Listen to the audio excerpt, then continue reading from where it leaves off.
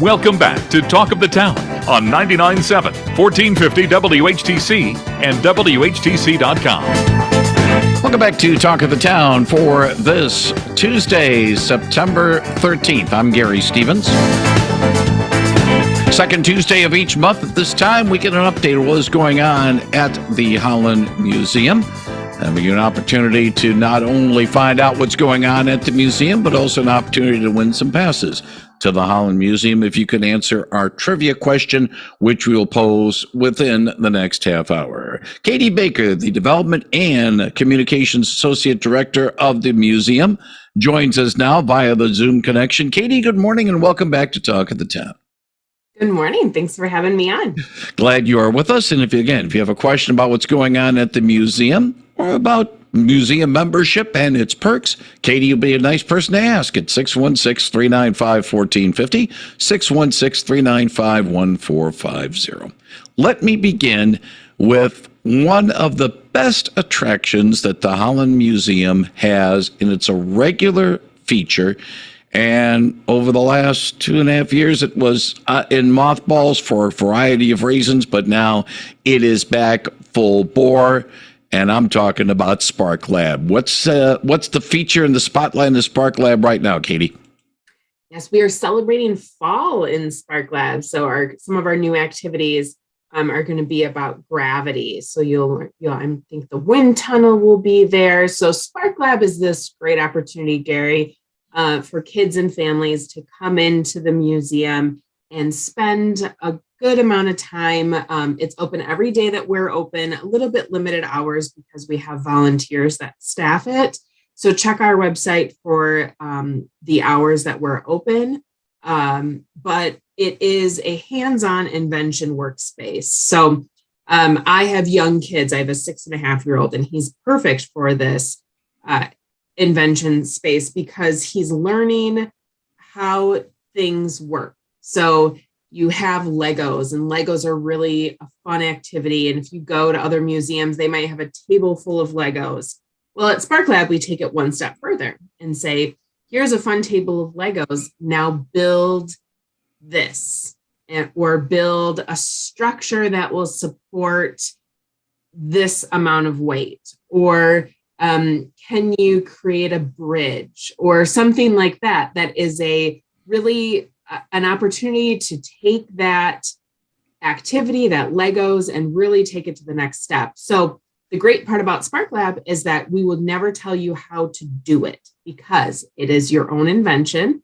And then maybe it won't work because I don't know, Gary, about you, but I've had things not work in my life. So what we do, instead of getting frustrated and telling people how to make it work, we give them some tools and some suggestions and some gentle guidance instead of giving people the answer. And usually that's how we get to the process of invention. So it's a really, really fun space for kids and families. We always theme it to the activities that we have going on.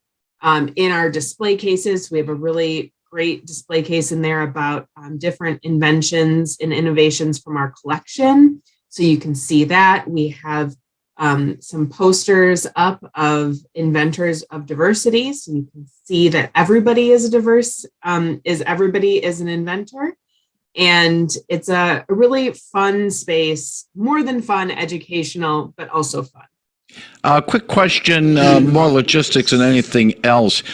Katie, in the past, let me get this set up here. I apologize for having this. No, I got it right now. I just had a little switch here on the board. I had to make sure it's proper. Katie, a logistic question about Smart Lab. I've seen it in the past where at certain outdoor events, the museum would take maybe a Spark Lab exhibit and be part of it. I'm thinking most notably of the National Night Out in past years in Holland Park, where Spark Lab would be exhibited. Does it pretty much stay at the museum, or does it have, shall we say, some traveling capabilities, maybe in special occasions? What a fun question. Thanks, Gary. It does go out. So the great part about Spark Lab is that we are able to take it out. So maybe you're a school teacher and you want an activity to come to your classroom. we can do that. We have facilitators that come and do that. We do try to go to a lot of community events. I know this year we are at Juneteenth, we are at La Oops Fiesta, we were at the Watershed Festival at Makatawa Water Festival. So we do try to do some community events when we're invited. I know there was a day this summer that we were at the farmers market and we got a lot of fun back from that. That was a great opportunity to really connect with the community. Maybe there's not kids at the farmers market, but there's grandparents, and grandparents are parents that might bring their kids. So that's, and also, I don't know if you're an adult who likes to learn and understand how things work, but it is not limited to kids. So it's a really great space for all inventors of all ages. I'll put in the plug for possibly those who might want to have Spark Lab as part of an event that would be an appropriate addition, a complement for the event. Get a hold of the museum. The phone number is 616-796-3329. 616-796-3329. Who should be the person to contact to try to set up maybe a time for Spark Lab to be hitting the road at a certain event? Sure. So I think the person probably to contact is Lauren, who's been on your show before. But if you just call that general line and ask to speak to somebody about Spark Lab, they'll put you in the right touch with the right person. Yeah, I just wanted to bring it up starting today for today's segment because of the fact that when people talk about a museum, they think of a hushed area and a lot of artifacts and kind of quiet and sometimes dull and boring. But actually, Spark Lab does bring history to life to a certain extent for the youngsters who do participate. I think so. I think it's a really unique space. We're one of 3 locations in the state of Michigan. There's another one in Midland and one in Detroit, but none that are close on the lakeshore in this area. And that there's only, I think, 8 nationwide right now. And the main one is in the National Museum, the National Museum in Washington, D.C. So one of the Smithsonian. So you can go and see it there and then compare it to ours. We get a lot of the same activities. But what's unique is that we're able to take those activities and really tune them to the lakeshore. So there's an activity about cleaning up that massive plastic in the ocean. And most people in West Michigan, there might be some who aren't familiar with it or don't understand that we need to keep our watersheds clean. So what we're able to do is really tailor it to Lake Michigan, more specifically Lake Makatawa, and understanding how we can create things, invent things to help clean up our own watershed that would be here in our backyard. So it's a really unique opportunity to do that. Katie, since last you had a chance to chat with Dan, since we have not had a chance to have an opportunity, for me personally, and maybe not for you as well, because for me it was illness. But anyway, Katie, a little bit about the ongoing exhibit that's going on at the Holland Museum dealing with Holland's women missionaries. Tell us all about it. Yes, In Service to Others, a history of Holland's women missionaries is now on exhibit through November 28th. So you have a little bit of time to check it out, but you don't want to wait till the end. So this is a exhibit that we created through our collections and through the information we have in our wonderful storage and collections facility. This is about women who found their purpose through missionary work. And specifically some women who served as Holland women, who served as doctors and educators, fundraisers, and leaders in communities across the world. So you'll be able to take a glimpse at what a woman might have taken with her on her travels, what work she did. There's a couple nursing stories that are included in the exhibit with photos of the women in China or in India. We have a sari that one of the women received as a gift when they lived in India. So it's a fascinating story. There's a few different stories that are told in the exhibit. We obviously are not able to tell the story of all the women missionaries in Holland, but this was a really fun highlight of past missionaries. And we just had a program a couple weeks ago that is now on our website. If you want to see it, we did record it.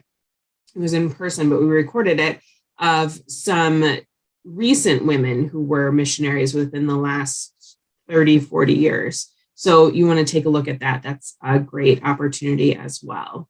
Speaking about programs, while the one that was earlier this month and late last month is now on the website at hollandmuseum.org, an upcoming virtual program is coming up on the 22nd, which is a week from Thursday. Tell us all about that. This is a virtual program. So we've been able to do some virtual and some in-person programs. This is an opportunity to have a greater reach by making it a virtual program. It's by a professor from Hope College. Her name is Gloria Sang, and she will discuss the relationship between Christianity and modern Chinese literature. So this is a really interesting presentation that will discuss the rise of anti-Christian and anti-imperialist sentiments among Chinese intellects. So it'll be an interesting program from a professor of history at Hope College, and we hope that you will join us. It will be on Zoom, and you can sign up through our website at hollandmuseum.org. One thing about China, some might say it is really the tough nut to crack for especially Christian missionaries because of the not only the long influence of other religions in the mainland China especially, but also the totalitarian government that has been in place since the end of World War II, the Mao Zedong communist regime, and trying to bring Christianity to China is no easy feat, and this certainly will give some interesting perspective. Again, this virtual meeting coming up on the 22nd. I think it'll be an interesting look at it. So she'll be discussing it from the view of modern Chinese literature. So it'll be a little bit different, but kind of touch on what you're talking about, Gary, as well.